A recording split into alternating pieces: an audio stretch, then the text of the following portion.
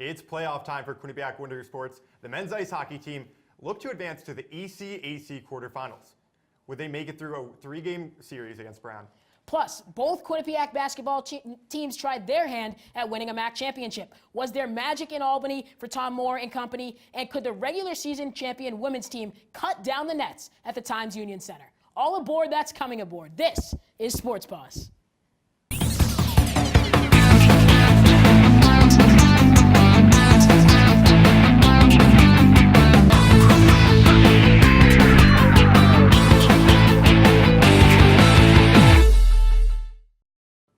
Hello everyone and welcome to Sports Paws. I'm Kyle Levasseur. And my name is MJ Baird. Kyle, it's March. They call it madness for a reason. Do you know Tricia Fabbri? You know, I've heard of her once or twice. You know, well, if you don't, you probably should. Her women's basketball team won the MAAC regular season. They're the #1 seed in the conference tournament, and they've played in 4 straight conference championship games. Quite the resume. Quite the resume, indeed. This year, they look to make it 5 straight. Let's see how they did. At the Times Union Center in Albany, New York, the #1 seeded Quinnipiac Bobcats finished the regular season with a 17-3 MAAC record, and it was head coach Tricia Fabbri's birthday. Senior Adelie Martucci says, "Happy birthday, coach. Here is a layup." She would lead all scorers with 19 points. Here she is again trying for 3 off the rim, but Morgan Mans is there with the and one. She'd finish the game with 6 points. But Canisius, what a first half they would have. MJ, they're leading 33-26 at the half. Is this really the end of the season for the Bobcats? Kyle, is the #8 team going to upset the #1? Carly Fabbri says, no thank you. She hits a 3. But Canisius again. Another 3-pointer for the Golden Griffs. They lead 48-45 going into the 4th quarter. A minute 30, tied at 57. Carly Fabbri, dagger, 50% from 3 on the day. Let's see it again. This would be the game-winning shot as Quinnipiac wins 63-58. Her teammates love it because they're going to play Iona. As right you are, Kyle, as they should be playing Iona in the next round. This is a rematch of last year's MAAC championship game. Quinnipiac, of course, the 1. Iona, the #3 seed, Kyle. They split the regular season series. Morgan Mans, check out this hustle play, Kyle. Not only strips the ball away, but takes the deep 2-pointer, puts it in. That's 2 of her 9 points on the day. Later in the first half, though, it's the MAAC preseason player of the year, Marina Lizarazu. Tough finish there. Uses the backboard and the rim to put that one in. But Lizarazu, again, Kyle, just showing off why she won that award and perhaps one that she would win later on in this tournament. We'll just have to wait and see. Lizarazu gets the ball in the corner, takes a quick step to the right, a deep 2. She knocks that one in. Quinnipiac down only 2 points at the half, though. And check out this passing sequence, Kyle, from the Bobcats. Textbook passing. To McClure, to Stroutmanet, to Jen Fay and Kyle. No hocus pocus, just focus from Fay from behind the 3-point arc. She puts Quinnipiac down only 3. Carly Fabbri, no, it's Adelie Martucci again. Things will be great when you're downtown, and things are great on the Quinnipiac sideline, as they should be. Quinnipiac is heading, Kyle, to the MAAC championship game. For the second time in 3 years, Tricia Fabbri's women's basketball team is going dancing. Just hours ago, the Quinnipiac Bobcats defeated the Rider Broncs 81-73 in the MAAC championship game. Erin McClure had a career-high 28 points, while Jen Fay and Adelie Martucci each tallied 16. The Bobcats will advance to the NCAA tournament and try to do something they've never done before, win an NCAA tournament game. And MJ, there was a plethora of Quinnipiac women's basketball players that made the All-MAAC championship team. You look at your screen, Erin McClure, Jen Fay, and Carly Fabbri all making the All-Championship team, where Adelie Martucci was the tournament's MVP. Just a great season. We'll see if they advance past the first round of the national tournament. And Kyle, Adelie Martucci, she is standing by after the MAAC championship game with Q30's own Maury Hirschgren. Let's take a listen. The first Quinnipiac women's basketball player to win three conference championships. Adelie Martucci, can you put into words right now how you're feeling? I honestly can't. This is just an unreal experience. I actually have no words to say, but the fact that I'm just proud of my team and all that we've accomplished this year. We've been through a lot of hell, and it's just so nice to come up on top and accomplish what we came to accomplish. You came into Quinnipiac in 2012, in the fall of 2012, with Maria Napolitano. She got injured last year. How important was this championship win this year to help, avenge the one from last year? This one was for Maria. This one was for B. John, who's sitting in that wheelchair right there. This one's for Bree, who got her career taken from her 2 years early. This is for the Bobcats that came before me, that showed me the way. This is for QU. This is for everyone. This is for everyone. You're going dancing, but is it the last stop? We're trying to make history. We're trying to make history. We ain't stopping here. I'm not ending my career without a win in the NCAA tournament. Thanks, Dad. Go celebrate with your teammates. Thank you very much. We're going to bring in women's basketball beat reporter Brian Schwartz is on the phone. He is in Albany right now. He was at all of the women's games for the tournament. Brian, how you doing? I'm doing well. Great. Well, Brian, you saw this team. They came back in 3 straight games. A tough game in Canisius in the first round. They beat their arch rival Iona in the semifinals. Then they get that championship. What were your thoughts on the weekend?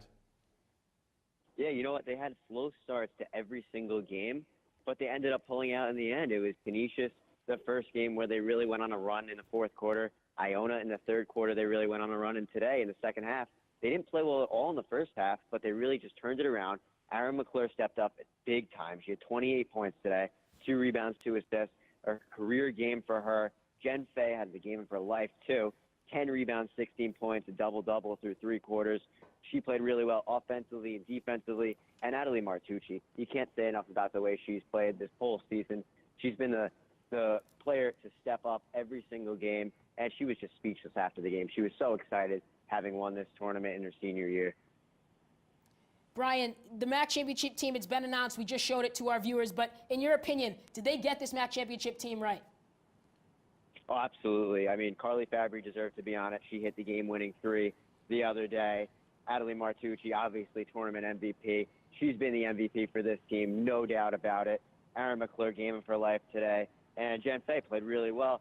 She played well, and you couldn't even see it in the stat sheet. She was always around the ball, hustling for the ball, down on the floor, making key three-pointers. So I think they definitely did get it right.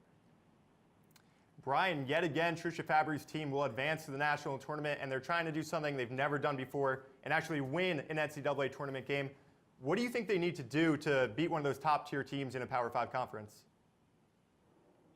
Yeah, well, they're probably going to be a 12 or 13 seed, so it's going to be tough. They're going to play a top team in a Power 5 conference. But you know what? As long as they don't get out to the slow starts, which they've been doing the past few games, they can have a chance because they just have so much firepower throughout this whole team. And like we say it every day, it's anyone who's going to step up. We know Natalie Martucci's playing with such an intensity that is just unlike no other now. And they have the defense, which I think really helps. The defensive presence from Stroutman, Martucci, and McClure even today. And then you have Carly Fabbri hitting threes, Jen Fay doing everything, Adele Thornton, Sarah Schuin. You can go on and on. Everyone's playing at the top level, and they're just really playing so well. So I think why not? As long as they just can't get off the slow starts against these types of teams. Brian, thank you so much from your insight from the Times Union Center. Kyle, the women's basketball team, as we said, is going dancing. But could the men do the same? 8-seeded Quinnipiac took on 9th-seed Niagara in the first round. Let's check out the tape, Kyle. Let's do it. As I said, Quinnipiac and Niagara, both teams struggling coming into this game. Quinnipiac on a 6-game skid, Niagara on a 5-game skid of their own. Take you right to the first half here. Maurice Taylor Jr. for 3. This is the first basket of the game, puts Niagara up 3-0. However, Quinnipiac, they storm back. They have the lead right before this play. It's Peter Kiss on the inbound, but Kyle, that is Niagara. That's not Quinnipiac. Can't make those mistakes if you're one of the top scorers on the team. Niagara cuts down the lead to only 1 point, and we'll take it to the second half action. It's Khalil Dukes. Little show and go. Oh, Peter Kiss, where you going, my friend? That one goes in, and Niagara now leads by 4. A little later in the second half, Khalil Dukes, good assist here. Watch this pass. Movement of the ball from Niagara. That's what it takes. And it's James Towns from downtown. Niagara extends their lead to 13 points. And Kyle, Niagara just does not... Quinnipiac does not come back from this one, losing to Niagara 88-69. Quinnipiac finishes the season on a 7-game losing streak. You know, it was a short weekend in Albany for the men's basketball team, but there was some news and there were some bright spots, especially with the rookies. The season is finally over, and the Bobcats dropped 7 games in a row to finish their season. Yet Mikey Dixon and Peter Kiss seem to give some bright future for this team. If you're Tom Moore and you're looking at your roster, it's Peter Kiss, it's Mikey Dixon, and Chase Daniels for next year. He even said it after the game. They're going to be 3 of the top 15 players in the MAAC next year. Their 3 top scorers are returning in those 3. And we're now going to go to Dylan Fearon, who was with Mikey Dixon after the game. For the first time in 15 years, the Quinnipiac men's basketball program boasts the league's top freshman. I'm joined by Mikey Dixon, who just won the 2017 MAAC Rookie of the Year award. Mikey, thanks for hopping on. First of all, congratulations. How does it feel? Thank you. It feels great. I know obviously it's a great accomplishment, but I just couldn't say I couldn't done it all my teammates and my coaches. It's a great feeling. Was this something you were aiming for all season long? Yeah. I just wanted to, coming in, just have a good freshman year, and as I got going into the year, and I really start playing well, I'm like, hey, I can really get this award, so why not? You're a prolific scorer, 16.8 points per game, good for 6th in the MAAC. But towards the end of the season, you really put up your rebounding numbers. Yeah. Do you think that really separated yourself from guys like Peter Kiss and Stevie Jordan? I think that did. Everyone knew that obviously, I was a big-time scorer. But, and I even had talks with coaches, like with Coach Moore, just trying to, evolve my game and just do more things, and rebounding, for my size, people would look at that and they would really be wowed by it because I'm not the biggest guy. But, if I go out there and get, 10, 11 rebounds, that'd really be noticed, being 160 pounds. Right. Tremendous freshman campaign. What do you have to do now in the offseason, after the season's over, to make sure there's no freshman to sophomore year slump? Yeah, stay in the weight room, just keep getting stronger, getting my body, now, trying to, turn my body into, older, how the older guys are in this conference, and, just get ready, be a vocal leader, so I can, keep gaining my teammates' respect going into next year, and I think that'd be huge for me. Mike, congratulations once again. Good luck with everything. From the Albany Capitol Center, Dylan Fearon, Q30 Sports. Quite the year for Dixon. Now we have men's basketball beat reporter Chris Stacy standing by. Chris, how are you doing today? Chris and Kyle, I'm doing good. Thanks for having me on. Great. Well, Chris, it was only a 1-game tournament for the men's basketball team, but what were your thoughts on the tournament as a whole? Yeah, Kyle just said it was a 1-game tournament for this men's basketball team. They lost to the 9th seed Niagara, 88-69. Just not all good performance defensively for this team. Niagara had many players score in 10 points or more. Yeah, Matt Scott lead the team with 19 points. Yeah, Pete Kiss scored 15.7 assists and 6 rebounds. Mikey Dixon really struggled in this game. Only 8 points, 5 assists. And again, like you said, a really nice, really short trip to Albany for this men's basketball team. So, Chris, Tom Moore said after the game he was concerned a little bit with his job security going forward. Obviously, losing 7 games in a row. He's been here so long now and hasn't won a MAAC tournament. What do you see as the future for Tom Moore and this Quinnipiac basketball team? MJ, the future for Tom Moore is a little blurry right now. He was asked after the game how he felt about his future here, and he said he was concerned, not going to lie. Over the past 3 years, or the 3 seasons, he's 34-57, and like you said, never won a MAAC championship. He also, if you look at it, he did not have Donovan Smith this year. Reggie wasn't available. He had a family emergency at home. He had to be in Florida, and the odds were kind of against Tom Moore here a little bit. Even Steve Mastiello, the head coach of Manhattan, said Tom is a terrific coach and a terrific person, and he says he can be, and Quinnipiac can be a real factor in the MAAC in the next coming years. So it really, right now, it's up in the air. Chris, thank you so much. Safe travels back to campus from Albany. Kyle, we're going to take a quick break, but when we return, spring sports season is upon us. From the diamond to the turf, which Quinnipiac teams would come away victorious? And the Quinnipiac men's ice hockey team looked to stay on a roll as it entered the ECAC tournament. How would they fare in a 3-game series against Brown? Don't go anywhere. We'll be right back.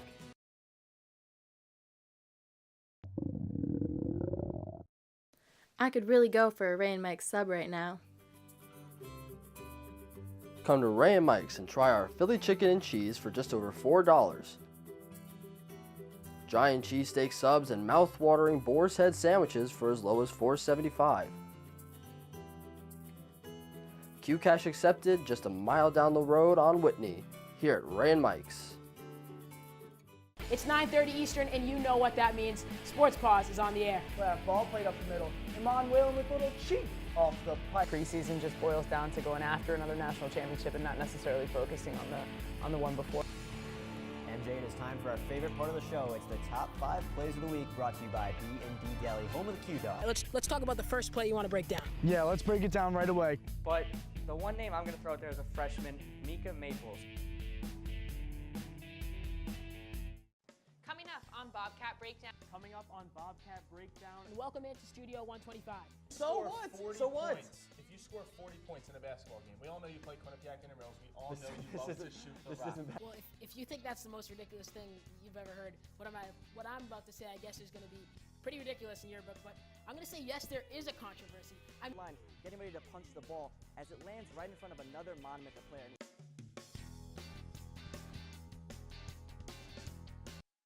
Coming up on hashtag that.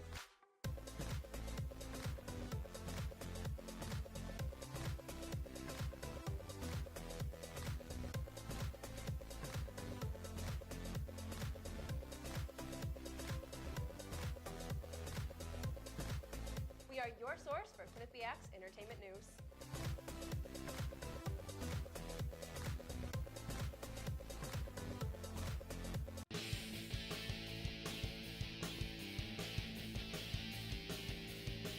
Hello, Quinnipiac hockey fans, and welcome to the Neutral Zone. Definitely St. Lawrence, and I think you're going to see the test coming up real soon. They might be having a bit of an adjustment issue without that CBS line, but don't count them out. At High Point Solutions Arena in Game 2 of Quinnipiac vs. Northeastern Series.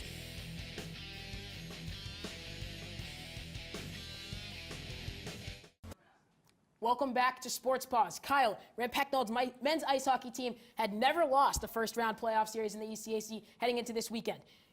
Pretty impressive stat line, don't you say? Absolutely. Well, the question is, could they keep up that streak against Brown this weekend? Kyle, in Game 1, Quinnipiac took care of business, beating Brown by a final score of 6-1. Absolute offensive effort from the Bobcats. Absolutely. You and I were both there. Let's check out Game 2, though. Absolutely, Kyle. Let's get right to the tape. Quinnipiac versus Brown from the High Point Solutions Arena.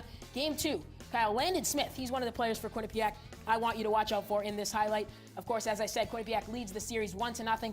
And there's the man I just talked about, Landon Smith. Kyle, Quinnipiac on the power play, gets a nice give-and-go pass, puts that one top shelf. Kyle, what do you say? Let's take another look. Yeah, the man they call Lando. He leads the team in points right now, and this is exactly why. Top right corner.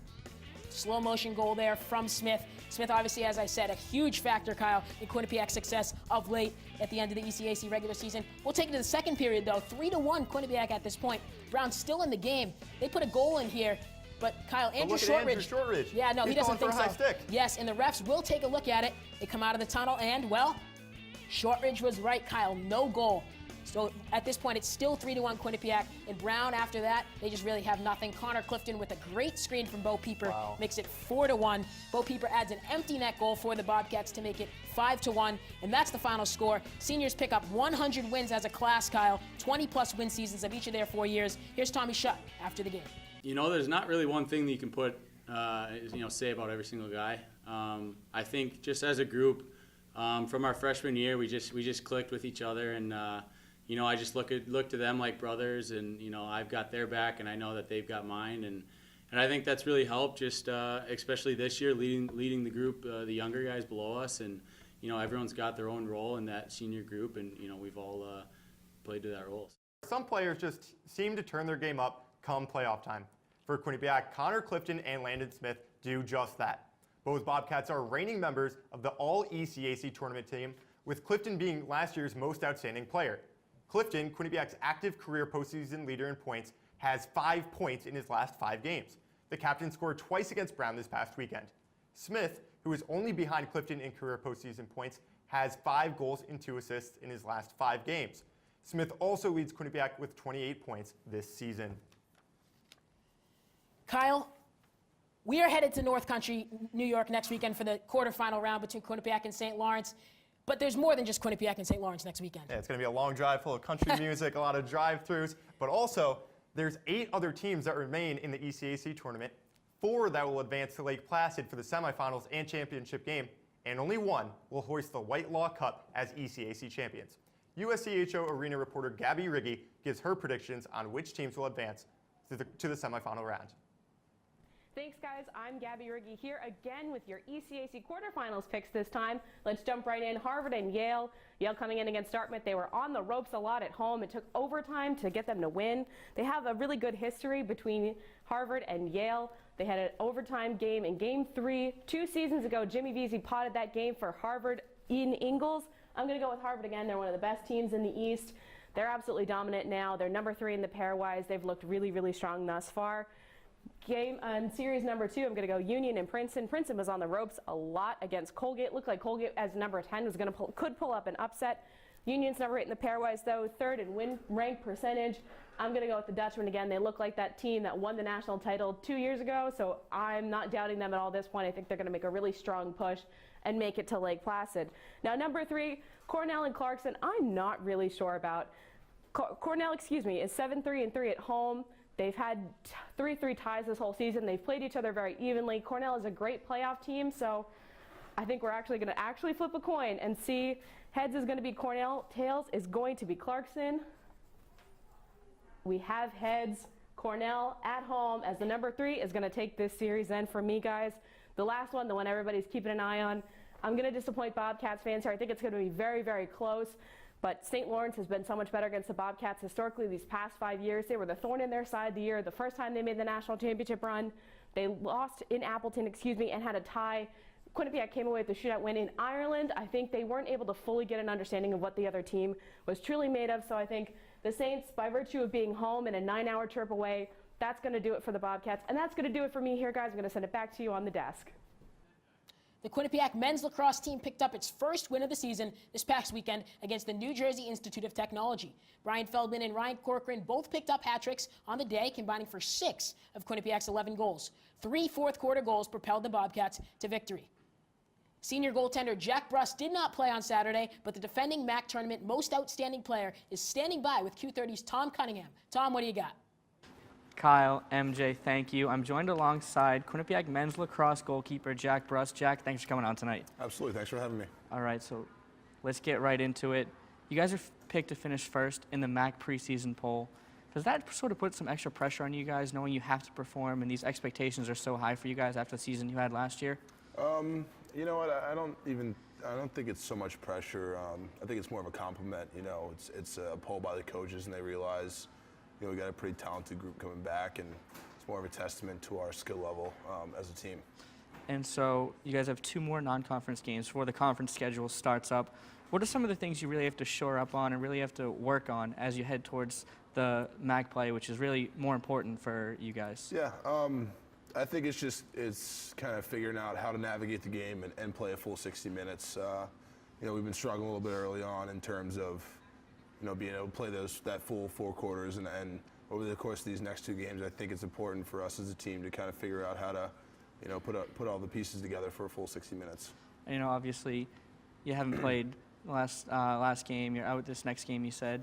So, what sort of things can you do from the sidelines to make sure the team is getting ready and really clicking on all cylinders? I think it's just be everyone's biggest fan. You know, I'm a pretty vocal guy. And, you know, I like being positive on the sidelines, getting guys fired up. And if I can, you know, make one guy be louder than he normally is, then I've served my purpose on the sideline. And so now, off the field, one of the seniors this year, once you do get back onto the field, what are some of the things that you can take and sort of make sure the guys are doing well when you're in net? And what are some of the things you look for these guys to really do well to make you guys succeed? I think it's just being resilient. You know, you got to always worry about the next play, not the last one, not too ahead of you, just what's the moment in front of you. And I think that's really important in trying to, like I said, navigate through the game and play that full 60 minutes. Jack, thanks very much for joining us tonight. Thank you. MJ, Kyle, back to you guys. It's time for another break here on Sports Paws, but when we come back, there were plenty of highlight reel plays from this past week. Which ones found a spot on our top 5 plays of the week? And one Quinnipiac spring athlete, Kyle, took home an incredible honor this past weekend. Who was it and what did she do? Stay with us. Sports Paws rolls on. It's 9:30 Eastern, and you know what that means. Sports Paws is on the air. Left ball played up the middle. Emmanuel with a little cheat off the pipe. Preseason just boils down to going after another national championship and not necessarily focusing on the one before. M.J. It is time for our favorite part of the show. It's the top 5 plays of the week, brought to you by B&D Deli, home of the Q-Dog. Let's talk about the first play you want to break down. Yeah, let's break it down right away. But the one name I'm going to throw out there is a freshman, Mika Maples. Coming up on Bobcat Breakdown. Coming up on Bobcat Breakdown. And welcome into Studio 125. So what? So what? If you score 40 points in a basketball game, we all know you play Quinnipiac intramurals. We all know you love to shoot the rock. Well, if you think that's the most ridiculous thing you've ever heard, what I'm about to say, I guess, is going to be pretty ridiculous in your book. But I'm going to say yes, there is a controversy. I'm line, getting ready to punch the ball as it lands right in front of another Monmouth player. All this and more. Coming up on the Q30 Newscast.